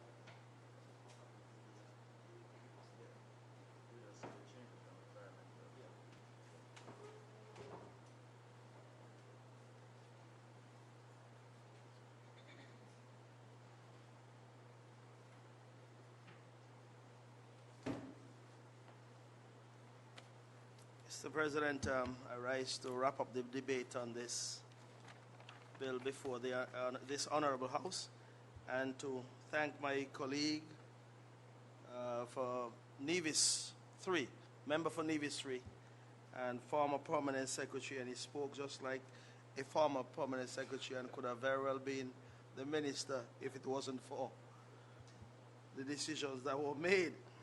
But, Mr. President, I do believe that the presentations this morning would have captured essentially what this bill is all about. But I just want to add just a few things to the debate as I wrap up, because it's important to note these things. I spoke earlier about some increases and one decrease in the production of pumpkin over the period April to June of last year as compared to this year. But I was searching through my data there, and I found some additional information that is worth registering, because when we speak of what we are contemplating with this particular ordinance and the amendments being made, it is all about ensuring that we are protecting our farmers, commercial and backyard farmers, and also ensuring that our livestock farmers are responsible farmers as well in all this. But, Mr. President, in terms of what the department itself has done, all of the numbers that I read before were indicative of our efforts to ensure that our people are enthusiastic, producing more, and doing what is necessary to feed this island. But I want to present to you and this honorable House some more data that I believe are important. Now, in terms of up at the Department of Agriculture, at our nursery there, we have had some significant increases up there in terms of sales. Now, at the nursery, I'm seeing here that in 2019, same period we're talking about, April to June, in April to June of 2019, we had $6,660 being made from the sale of various seedlings at our nursery. Compared to this year, that would have jumped significantly to $11,210. That's an increase of 68.3%. That is the sales from our nursery, different types of seedlings. At our abattoir, we did say that we're going to cut the cost of cutting and preparation, slaughtering of meat and so forth, or animals, I must say, sorry. We have seen a significant fall in the receipts that have been collected there at the abattoir in terms of the various fees. The same period last year, we collected $16,640 as compared to $4,925 at this particular point in time, April to June of 2020. Now, that is a significant difference. It is so because we wanted to ensure that people are being fed through these difficult times. We also wanted to make sure that whatever additional costs that a livestock farmer would have had to encounter or deal with at this point in time, they would have been encouraged to bring their animals to be slaughtered, and as such providing the island with meat. So the cutting fees, we have seen a reduction in those, and also even if I were to look at the fees that are normally collected for the usage of our tractors, there was a 30.5% reduction in the fees we would have collected. But I am not too disheartened by that, because I'll say this, Mr. President. 2 years ago, I believe it was, must have been 2 years ago, sometime, well, yes, 2018. Can't recall the exact date, but we would have procured 2 brand new tractors from the Republic of China, Taiwan, to be used by the department to assist our farmers, who are major stakeholders in the agriculture industry here on Nevis, or agriculture sector. And those 2 tractors would have been procured, and they're playing a major role, along with what we currently had at that point in time, to prepare lands here on the island of Nevis. And I'm so pleased that we would have pursued the procurement of those tractors, which are now paying dividends, because our farmers, both backyard farmers and commercial farmers, are now benefiting from such a vision and such an effort that was made 2 years ago. So that is bearing fruit today, 2020. In terms of livestock, we have actually seen some reduction there as well in terms of the sale of livestock. But I am not bringing these reductions and increase to paint a negative picture. Wrapped up in all these is something positive. It means then that people are plowing their land, people are bringing their animals to the abattoir, but we, from the administration standpoint, is actually playing our part and supporting all of our stakeholders to make sure that they're doing what is expected of them. And the administration has taken a major hit but we believe that sometimes you have to lose to gain. You have to lose to gain. We have lost out on some revenue, but we're going to gain in the long run in that the actual thrust that is there right now will continue, and we are hoping that the seriousness that we see at this point in time will be a long-lasting one. I use the word sustainability as well, again, and of course we are envisioning that this will be sustained well into the future, because lessons are learned in difficult situations, and in every negative situation you must try to pull out some positives that you can build on for the future. And I believe out of this negative impact of COVID-19, positive things are coming out of it, and I want to commend all of our citizens and residents for their effort in ensuring, or their efforts in ensuring, that we are providing that support to agriculture to make it a sustainable and a resilient sector that we can depend on for many, many years to come. Mr. President, with those few words, I wish this bill safe passage, and once again, thank you for allowing us to debate this particular bill. And as I said before, I wish it safe passage through this honorable House. Thank you.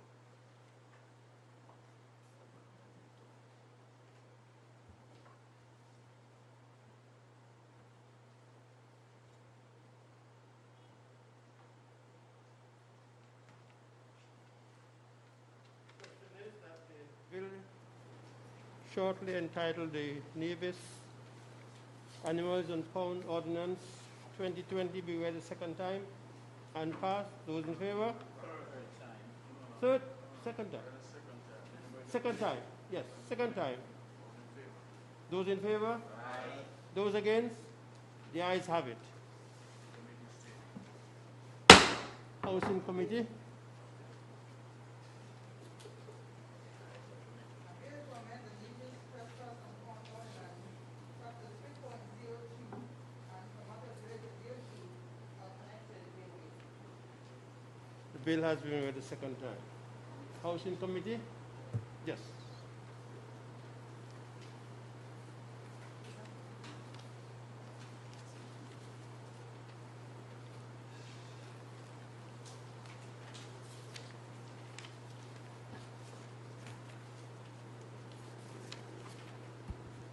Section 13A. Question is that 13A do form part of the bill. Those in favor? Aye. Those against? The ayes have it. Section 5. The question is that Section 5 do form part of the bill. Those in favor? Aye. Those against? The ayes have it. Section 3. Section 3. Question 4. Oh, sorry. Section 4. The question is that Section 4 do form part of the bill. Those in favor? Aye. Those against? The ayes have it. Section 3. Section 3, Mr. President, we want to make a slight change. In Section 3, subsection 5 and subsection 6, where it says environmental health unit, it says here, where any animal has been shot under subsection 4, the authorized person shall forthwith notify the environmental health unit. See that? Yes. We want to remove the environmental health unit from the picture and leave it in the control of agriculture, the agriculture department. The reason being, Mr. President, I think we have all of the necessary equipment and necessary personnel to handle a situation of such, and to eliminate any bottleneck and so forth that could, ensue it. You have to call environmental health and wait beyond a certain period of time. There have been difficulties in the past where we contact environmental health and we have had numerous problems. So we wanted to eliminate that difficulty by inserting the Department of Agriculture.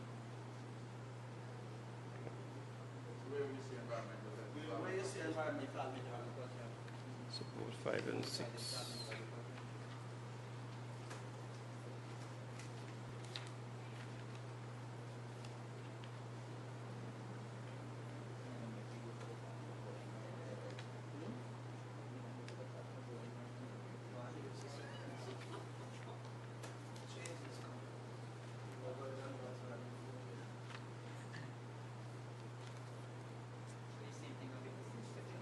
Environmental health affairs, we change to the Department of Agriculture. Section 6 as well. 3.5 and 3.6. Yes.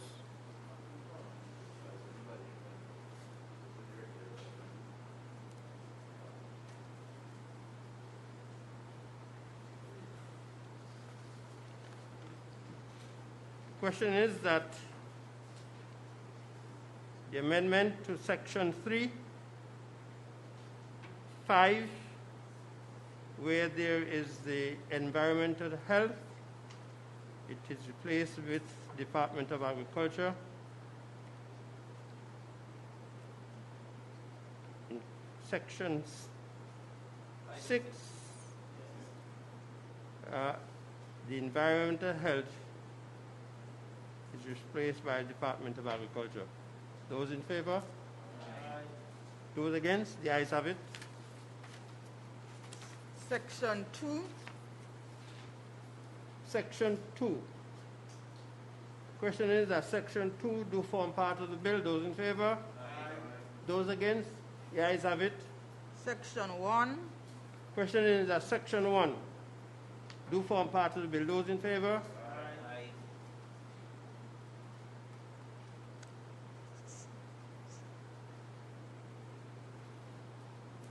enacting clause.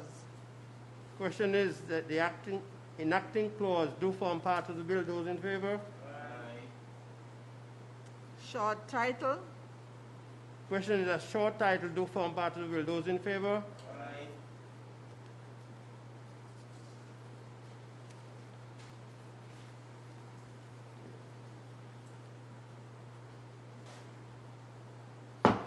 House resumes its sitting.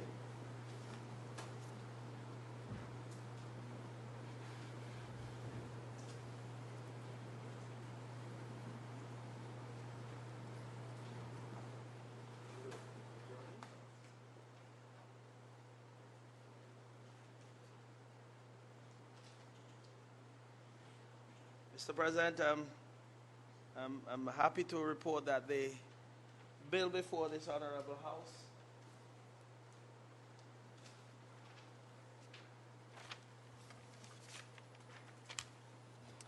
the Nevis Animal Trespass and Pound Amendment Bill 2020 has successfully passed through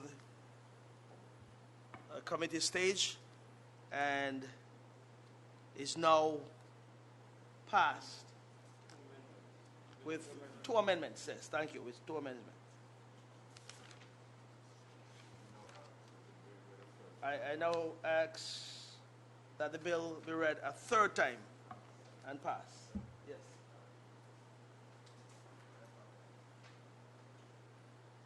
Question is that the bill shortly entitled the Nevis Animals and Farm Ordinance 2020 be read a 3rd time and passed. Those in favor? Aye. Those against? The ayes have it. A bill to amend the Nevis Trespass and Pound Ordinance, Chapter 3.02, and for matters related thereto or connected therewith. The bill has been read a 3rd time and passed. Adjournment.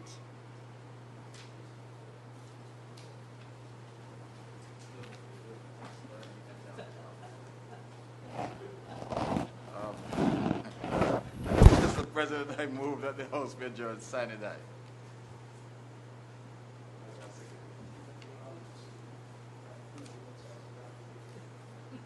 Mr. President, I raise the second motion before this Honorable House.